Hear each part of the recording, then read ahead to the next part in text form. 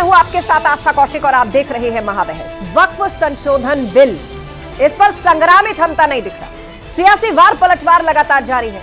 BJP कल लोकसभा में वक्फ संशोधन बिल पेश कर सकती है। बीजेपी ने लोकसभा सांसदों के लिए व्हिप भी जारी कर दिया है। वहीं अखिलेश यादव और उनकी पार्टी लगातार वक्फ बिल का विरोध कर रहे हैं। अखिलेश का यह आरोप है कि बीजेपी वक्फ बोर्ड पर पूरा का पूरा कंट्रोल चाहती है, जिस पर सीएम योगी ने पलटवार करके कहा है कि वक्फ बोर्ड व्यक्तिगत स्वार्थ का अड्डा बन गया है, चंद लोगों के लिए लूट खसोट का अड्डा बन चुका है। इतना ही नहीं, इस सरकारी प्रॉपर्टी पर जबरदस्ती कब्जे का जरिया बन गया है। सीएम योगी ने अखिलेश को गौशाला को लेकर दिए गए दुर्गंध और सुगंध के बयान पर भी जमकर घेरा है। आज इसी पर डिबेट करेंगे। पहले आप ये रिपोर्ट देखिए।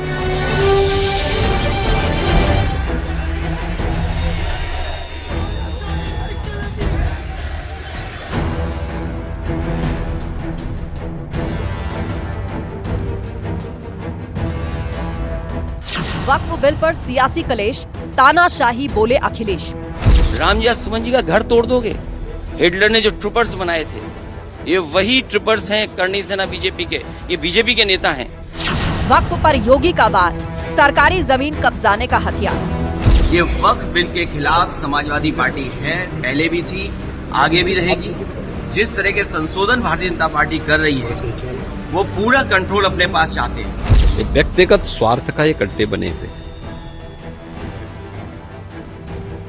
चंद लोगों के लिए लूट खसोट के अड्डे बने हुए, किसी भी सरकारी प्रॉपर्टी पर जबरन काबिज करने का एक माध्यम बना हुआ। रामजी लाल का समर्थन, अखिलेश की योगी को चुनौती। ये आजादी कौन दे रहा है? किस कानून में, किस नियम में, किस संविधान में आप किसी सांसद के घर जाएं और वो भी बुलडोजर से, और उस समय जब मुख्यमंत्री खुद ही उस जिले में हो। सड़क, नमाज और जाम, योगी बोले पुलिस करेगी इंतजाम। इन्हीं की वजह से आतंकवाद बढ़ रहा है। नोटबंदी फैसला लिया, क्या भ्रष्टाचार नहीं बढ़ा? सड़क चलने के लिए होती है, और जो लोग ये बोल रहे हैं ना, उनको हिंदुओं से अनुशासन सीखना चाहिए। घंटों सड़क जाम करेंगे नमाज पढ़ने के नाम, और नमाज पढ़ने की जगह आपके ईदगाह होगा, आपका मस्जिद होगा। गौशाला पर योगी का वार, दुर्गंध वर्सेस सुगंध पर तकरार। आप बताइए, दुर्गंध पसंद करते हैं इसीलिए गौशाला बना रहे हैं, हम सुगंध पसंद कर रहे थे इसलिए इत्र पार्क बना रहे थे। बताइए, ये सांड पकड़ रही है सरकार के नहीं पकड़ रही है? समाजवादी पार्टी के मुखिया क्या कहते हैं? कहते हैं गोबर से मुझे दुर्गंध आती है। ये है, इनकी असलियत यही है, क्योंकि गौ माता को कसाईयों के हवाले करते थे। हमने कसाईयों को जब भेजा जहन्नुम की यात्रा में, तो इनको परेशानी हुई।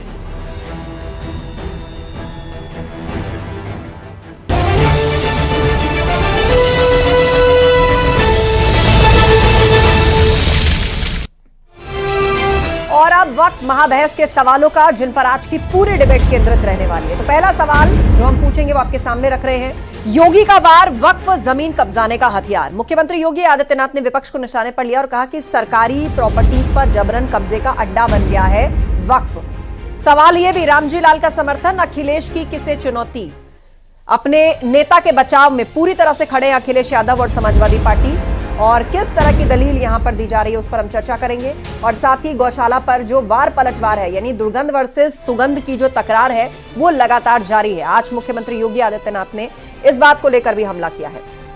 चर्चा के लिए हमारे साथ अनिला सिंह जी हैं, प्रवक्ता बीजेपी। अखिलेश कटियार हमारे साथ जुड़ गए हैं, प्रवक्ता समाजवादी पार्टी, वो भी हमारे साथ होंगे। अनिला जी भी हमारे साथ जुड़ेंगी। प्रियंका गुप्ता जी भी हमारे साथ जुड़ेंगी, कांग्रेस की स्पोक्सपर्सन। साध्वी विश्वरूपा हिंदू धर्मगुरु हमारे साथ है, और मेहताब उस्मानी जी मुस्लिम स्कॉलर। आप दोनों का स्वागत है। तो शुरुआत मेहताब उस्मानी जी आपसे कर रहे हैं। वक्फ को लेकर जो पूरे देश भर में आप देख रहे हैं दोनों तरफ की बहस, अब इस बीच कहा जा रहा है कि संसद में कल बिल आ सकता है, लेकिन पक्ष और विपक्ष दोनों की बात है। आज मुख्यमंत्री को भी आपने सुना, और सरकार की तरफ से लगातार कहा जा रहा है कि हर अच्छे काम का विरोध क्यों होता है, सुधारों की गुंजाइश है तो सुधारों से बचना क्यों? मुख्यमंत्री कह रहे हैं कि प्रॉपर्टीज पर कब्जा करने, सरकारी जमीन को कब्जा करने का अड्डा बन गया है विपक्ष, और कई मौलाना भी समर्थन कर चुके हैं वक्फ बिल का। तो एतराज किस बात से है? देखिए मैडम, पहली बात तो ये, वक्फ के बाद ऑलरेडी इतनी संपत्ति है कि किसी सरकारी संपत्ति पर कब्जा करने की हमें जरूरत नहीं है। और दूसरी बात ये, सरकार वैसे तो डायरेक्ट बुलडोजर चला नहीं सकती मस्जिदों पे, तोड़ रही है काफी मस्जिद मजार। अब इन्होंने ये नया तरीका निकाला है कि बिल इसमें अमेंडमेंट करो वक्त में, और अमेंडमेंट करके सारी पावर अपने हाथ में ले लो, फिर जिस संपत्ति को चाहो कब्जा कर लो, जिस संपत्ति पे चाहो बुलडोजर चला दो, चाहे वो मस्जिद हो, मजार हो, ईदगाह हो, जिस पे आप चाहो वो आप खुले हो जाओगे कि जिस पे चाहो बुलडोजर चला के उसको प्लेन कर दे और बाकी संपत्ति जो वक्फ की है वो कब्जा ले। तो ये अमेंडमेंट में ये है। नहीं, अब आप एक सेकंड आपको रोक रही हूँ। आप ये कह रहे हैं कि ये हथियार है कि भाई बुलडोजर भेज के और उसको तोड़ फोड़ कर सरकार अपने साथ मिला ले। अब मेरे एक सवाल का जवाब दीजिए, तो क्या उसके लिए वक्फ बिल को बीच में आने की जरूरत है? जो अवैध है उस पर तो ऐसे भी कानूनन प्रक्रिया के तहत नोटिस देकर बुलडोजर निगम चला ही देता है। इसके लिए वक्फ बिल को बीच में आने की क्या जरूरत है? आप कहां से कहां चीजों को जोड़ रहे हैं? जो अवैध है उसकी प्रक्रिया अलग है, लेकिन यहां पर मेहताब साहब बात उसकी है कि आखिर वक्फ के पास आप कह रहे हैं बहुत प्रॉपर्टी है, तो ये उसी पर तो सवाल है कि कहां से आई ये प्रॉपर्टी। तमिलनाडु के कई मंदिरों को कहा जा रहा है कि भाई ये भी वक्फ की जमीन है, और ऐसे बहुत सारे मामले देश की अदालतों में है। जवाब तो सुनिए मैडम। हाँ, बताइए। अगर मस्जिद के लिए मुझे जमीन देनी है ना, तो पहले मुझे अपनी जमीन को वक्फ करना पड़ेगा, और वक्फ करेंगे तो जो मेरी पर्सनल जमीन है वो वक्फ के पास चली जाएगी। वो संपत्तियां, हजारों संपत्तियां ऐसी जो हमारी पर्सनल संपत्ति हमने वक्फ कर रखी है, वो सरकार से थोड़े ली है। और कितनी संपत्ति मुस्लिम राजाओं की है, मुस्लिम नवाबों की है, मुस्लिम जितनी। तो मुझे ये बताइए, ये दलील इस देश में कहां से तैर रही है जहां कहा जा रहा है कि अंबानी का घर एंटीलिया भी जो है वो वक्फ की संपत्ति है? मैडम वक्फ के बाद कुछ ना कुछ डॉक्यूमेंट्स होंगे तभी तो बोला, ऐसा थोड़ी बोल देंगे हवा में। आप कुछ सोचिए ना, जब नहीं, आपने उसकी एक प्रक्रिया समझाई कि कोई वक्फ करता है, उससे धीरे धीरे इस तरीके का एक लैंड बैंक जो है वो वक्फ के पास बन गया है ना। अब मुझे आप बताइए, इतने बड़े उद्योगपति, उनके मकान को लेकर कह दिया गया कि वक्फ की प्रॉपर्टी है, और आप कह रहे कोई ना कोई डॉक्यूमेंट ऐसा होगा। ऐसे थोड़ी ना बोल देंगे हवा में, ऐसे कैसे बोल देंगे? तो प्रूव करिए ना आप, ये तो हवा में तो कही गई बात है, और ये तो सिर्फ एक उदाहरण मात्र है, ऐसे न जाने कितने केसेस है। बहरहाल अनिला जी हमें ज्वाइन कर चुकी हैं, हमारे साथ बीजेपी प्रवक्ता हैं, वो इस बात का जवाब देंगी। अनिला जी बताइए, यहां पर मुस्लिम स्कॉलर से हमारी बात हो रही है, वो ये कह रहे हैं कि ये एक हथकंडा मात्र है वक्फ संशोधन बिल, जिसके माध्यम से वक्फ की प्रॉपर्टी को सरकार छीन लेना चाहती है, खुद में मिला लेना चाहती है, जबकि वो प्रॉपर्टी है जो लोगों ने खुद वक्फ बोर्ड को अपनी तरफ से दान दी है। सही मेहताब जी, वही प्रॉपर्टी जो कोई दान देता है वक्फ के नाम करता है, क्या वक्फ इसका आगे इस्तेमाल करेगा अपने हिसाब से? अनिला जी। मेरी सबको राम राम। और जैसा ये बोल रहे हैं उस हिसाब से तो उसका नाम क्यों बदला गया भाई? अक्फ से वक्फ क्यों किया गया? और 1954 से लेके 2013 तक जिस प्रकार से षड्यंत्र के तहत जो है बारंबार इसको हिंदुओं के खिलाफ एक हथियार बनाकर तुष्टीकरण का क्यों इस्तेमाल किया गया? क्यों इसको इतना ज्यादा एम्पावर कर दिया गया कि आम इंसान जो है वो कोर्ट में भी अपनी गुहार नहीं लगा सकता है? ऐसा क्यों हुआ? हाँ, हिंदुओं की प्रॉपर्टी पर अगर किसी भी प्रकार का कब्जा है तो पूरे बोर्ड में आपको कोई एक सनातनी नहीं दिखाई देगा, कोई एक ईसाई नहीं दिखाई देगा, कोई एक सिख नहीं दिखाई देगा। ऐसा क्यों भाई? क्यों इस प्रकार से किया गया कि पर्सन इंटरेस्टेड को पर्सन एग्रीड बना दिया गया?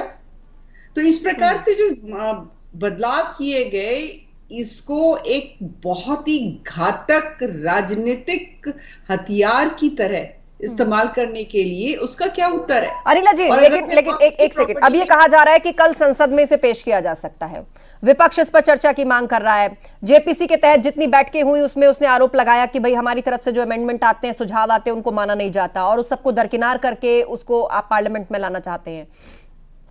और आप लोग 8 घंटे चर्चा, वो शायद 12 घंटे चर्चा, तो इस तरह की भी कई टकराव की चीजें हैं। नहीं, ये तो बेबुनियाद आरोप ये लगा रहे हैं। अच्छी तरीके से पता है कि किस प्रकार से जो जेपीसी है, एक व्यक्ति, एक संस्था, एक शहर, राज्य, हर जगह से इनपुट लिया गया है, हर जगह डिस्कशन किया गया है। परंतु हमने देखा है कि जब बैठकें भी होती थी तो किस प्रकार से एक तमाशा वहां क्रिएट करके मीडिया में एक फुटेज पाने की कोशिश की गई। कोई सर फोड़ रहा है तो कोई हाथ काट रहा है, कोई खून निकाल रहा है तो कोई गालियां दे रहा है, केवल ये दिखाने के लिए कि एक अनार 100 बीमार, हम आपके सबसे बड़े वकील हैं। निरंतर ये प्रयास किया गया। ये लोग कहते हैं कि मोदी सरकार जो है वो मुस्लिम्स के खिलाफ है। उदाहरण एक नहीं दे पाते हैं कि यहाँ पर भी ये बैठे हुए हैं, उदाहरण देना, एक उदाहरण दे दें। और ये मैं- कहाँ लिखा हुआ है कि वक्फ में अगर अमेंडमेंट आ रहा है तो वो मुसलमानों के खिलाफ आ रहा है? यहाँ पर इसको इसको होल्ड ऑन, इस देश को हम धर्मनिरपेक्ष बोलते हैं 10 तो सेकंड क्यों एक अनिला जी। तरफा कानून है? कानून तो सबके लिए बराबर एक होने सेकंड चाहिए मेहताब जी, ना। आपकी आवाज कट रही है। नफरत है, आप धर्मनिरपेक्ष बोलते हो, उर्दू शब्द से नफरत है आपको। आप कहते हैं उर्दू बाजार नहीं, हिंदी बाजार कर दो इसका। अरे उर्दू शब्द कोई मुसलमानों की देन थोड़ी है, उर्दू तो यहीं की भाषा है हिंदुस्तान की। आप सेकुलर की बात करते हो, आप धर्मनिरपेक्ष की बात करते हो। कौन सा धर्मनिरपेक्ष? एक सूबे के मुख्यमंत्री एक धर्म के बारे में बोलते हैं, दूसरे धर्म को कहते हैं ये तो आतंकवादी हैं, ये तो ये हैं, इन्होंने कब्जे कर रखे हैं जमीनों पे। हर चीज मुस्लिमों के लिए क्यों भाई? आप अमेंडमेंट करना एक चाहते सेकंड मेहताब जी, नहीं आप क्या है ना, आप हर बार ही सवाल उठाते हैं हर चीज मुस्लिमों के लिए क्यों और हर फैसला मुस्लिमों के लिए क्यों। आपने उत्तर प्रदेश के मुख्यमंत्री का जिक्र किया तो हाल ही इंटरव्यू में उन्होंने उसका भी जवाब दिया है और उन्होंने कहा कि देखिए अगर हमने ये कहा कि आप लोग ताजियों का साइज छोटा करिए तो हमने कांवड़ यात्रियों को भी कहा कि आप डीजे का साइज छोटा करिए, आप कांवड़ का साइज छोटा करिए, ऐसा ना हो हाई टेंशन वायर की चपेट में आ जाए। लेकिन विरोध कहां से किया गया? विरोध किया गया आप लोगों की तरफ से। कहा गया कि देखो मुसलमानों के मामलों में टांग अड़ाई जा रही है, क्यों हमें रोका जा रहा है, मुसलमान है इसीलिए हमारे त्योहारों के साथ इस तरह की छेड़खानी की जा रही है तो दोनों ही तरफ के लिए ना, ये तो सुरक्षा से जुड़ी हुई चीज है, ये एक उदाहरण मात्र है। किसी भी मुसलमान ने कांवड़ यात्रा का आज तक विरोध किया? किसी भी धर्म कोई से भी धर्म का आज तक किसी मुसलमान ने विरोध नहीं किया। आपके मुख्यमंत्री कहते हैं हर बार कि देखिए नमाज सड़कों पे नहीं पढ़ेंगे, नमाज छतों पे नहीं। भी मुख्यमंत्री हैं मेहताब जी, मुख्यमंत्री किसी एक का नहीं होता है, पूरे सूबे का मुख्यमंत्री होता है। बात करना पूरे स्टेट का गार्जियन होता है, कहलाते हैं। आप दोनों पक्ष की बात करो ना। नहीं मैं दोनों पक्ष की बात कर रही हूँ, इसीलिए आपने कहा कि भाई केवल मुसलमान, तो मैंने आपके सामने एक छोटा सा उदाहरण रख दिया। यात्रा अब आप कहिए अपनी बात। सकती है तो 1 घंटे के लिए नमाज भी पढ़ी जा सकती है। जब कांवड़ यात्रा 8 दिन सड़क पे चल सकती है तो 1 घंटे के लिए क्या दिक्कत है? अच्छा, मतलब आप इस बात को लेकर भिड़ना चाहते हैं कि सड़क पर ही नमाज क्यों पढ़ने दी गई, सड़क पर नमाज क्यों पढ़ने नहीं दी गई? आप इस बात को लेकर भिड़ना चाहते हैं? आप इस बात के लिए सरकार को कह रहे हैं कि वो मुसलमान विरोधी है? क्या हमें अपनी बात रखने का भी अधिकार नहीं है इस देश में? क्या संविधान हमें अपनी बात रखने का भी अधिकार नहीं देता? बिल्कुल अधिकार देता है और इसीलिए आप बिल्कुल एकदम पूरी आजादी के साथ आज आप इस बात को कह पा रहे हैं, रख पा रहे हैं। काली पट्टी बांधकर आप लोग नमाज पढ़ पा रहे हैं रमजान के महीने में, और ईद वाले दिन किसी ने शायद ही कभी देखा हो काली पट्टी बांधकर कोई इबादत के लिए गया हो, लेकिन वो आजादी है इसीलिए आप लोग कर रहे हैं, अपनी बात रख रहे हैं। बहरहाल हमारे साथ अखिलेश कटियार जी भी हैं, प्रवक्ता समाजवादी पार्टी के, उनका भी रुख करते हैं। अखिलेश जी, आप लोग साफ तौर पर डिक्लेयर कर चुके हैं कि वक्फ संशोधन बिल का आप लोग विरोध करेंगे, इस अमेंडमेंट का आप लोग विरोध करेंगे। अब मसाइल सिर्फ मुसलमान से जुड़ा है, इसलिए आप सीधा सीधा ये तुष्टीकरण वाला मामला है कि आप उनके फेवर में जाके खड़े हो जाएंगे, बजाय ये देखें कि क्या सही है क्या गलत है। हमारा सभी दर्शकों को मेरा प्रणाम। मेरा ये मानना है कि सरकार की, हमारे जो नेता माननीय अखिलेश यादव जी हैं, उनका ये कहना है कि बात नीत की हो उससे पहले नियत की है, और भारतीय जनता पार्टी की सरकार की नियत पे हमारा सवाल है। आप अगर चाहते हैं तो सभी धर्मों के लिए एक बिल लेके आइए कि किसी भी धर्म के संस्था ने अगर सरकारी जमीन पे किसी का कोई उपयोग है तो इसके साथ में वो भी करें कि सरकारी बिल पे जमीन पे किसी का कब्जा ना हो। आप सरकार की जमीन हो, सरकार की संपत्ति हो, उसके दुरुपयोग के लिए हम लोग चाहते हैं कि एक सामूहिक तौर पे एक बड़ा कैनवास खड़ा करें। और सरकार किसानों के खिलाफ भी लेके आई थी, वहां पे भी जब इनकी नियत पूरी नहीं हुई, किसानों की जमीन पे भी नियत सरकार की थी, और सरकार के जो पूंजीपति हैं जो दिन दूने रात चौगने फल रहे हैं, जमीन कब्जाने के कौन से प्रोविजन थे कि सरकार जमीन कब्जा लेगी? आप कैसी बात कर रहे हैं अखिलेश जी? ठीक है, आप कृषि कानून का उदाहरण दे रहे हैं, उसको रोल बैक कर दिया गया, लेकिन उसमें कौन सा ऐसा क्लॉज था जहां ये था कि सरकार जमीन कब्जा लेगी किसानों की? उसमें क्लॉज था, क्या क्लॉज था? अगर वो जमीन कब्जा लेगी, ऐसा कुछ भी नहीं था उसमें। नहीं, आपने कितना उस बिल को पढ़ा है? नहीं, मैंने बहुत अच्छे से पढ़ा है, और वो बिल आने से पहले से हम लगातार डिबेट कर रहे हैं, उसके आने की सुबुगाहट से और उसके रोल बैक होने तक हमने लगभग हर दिन इस पर डिबेट की है। आस्था जी, उसमें था कि आप पूरे किसान सहमत हो या ना सहमत हो, सरकार की जरूरत है तो जमीन ले लेंगे, उस बिल में था। अच्छा, ये प्रोविजन। अनिला जी देखिए किस प्रकार से ये जो इस्लामिक स्कॉलर बैठे हैं, मेहताब उस्मानी जी या फिर समाजवादी पार्टी के जो प्रवक्ता हैं, निरंतर झूठ बोल रहे हैं। और जब आप इनसे कहते हैं कि भाई उदाहरण दो, तो उदाहरण नहीं दे पाते। आस्था जी जरा पूछ लीजिए कि वो बिल वापस क्यों लिया था, जमीन कब्जा हो जाती, शायद इनको ट्रिपल कानून के बारे में कोई जानकारी ही नहीं है, बिल्कुल जानकारी नहीं है, तभी ये कह रहे हैं कि सरकार जो है जमीन कब्जा लेती किसानों की। इनको जानकारी नहीं, तो इनसे बहस क्या करूं? जिस व्यक्ति को जानकारी ना हो तो उससे बहस करने मतलब दीवार दो बजे भी बता दे कि वापस क्यों लिया। उन्होंने कहा उर्दू को, ये उर्दू नहीं मानते, उर्दू। अरे भाई कर रहे हैं, अरे किसानों के लिए। अनिला जी, मैं आपसे जानना चाहता हूँ कि वो बिल वापस क्यों लिया था। एक सेकेंड अखिलेश जी, इस बहस को आप अलग डायरेक्शन में मत ले जाइए। वो चीज अब खत्म हो चुकी है। वो ना तो आया, जिस तरह से आया लाने की कोशिश हुई, आप लोगों ने विरोध किया, जो भी उसकी कहानी गई उसको रोल बैक कर दिया गया। ठीक है, उसको रोल बैक कर दिया गया। उसके बाद देश में चुनाव भी हो गए। आपको जहां वो मुद्दा उठाना था आप लोगों ने उठाया। फिलहाल आप विषय पर रहिए। हाँ बोलिए अनिला जी, बात पूरी कीजिए। उसके बाद हमारे साथ साध्वी जी भी हैं, वो भी बात रखेंगी। प्रियंका गुप्ता जी जुड़ गई है, कांग्रेस की प्रवक्ता, वो भी बात रखेंगी। तो किसानों के हक के लिए लेके आए थे वो, आपको किसानों की भलाई के लिए लेके आए थे बिल, वो फिर वापस क्यों लिया? आप डिबेट का टॉपिक भूल गए क्या मेहताब साहब? यहाँ वक्फ संशोधन बिल पे बात चल रही है, उस पर बात रखिएगा। वो जो कह रहे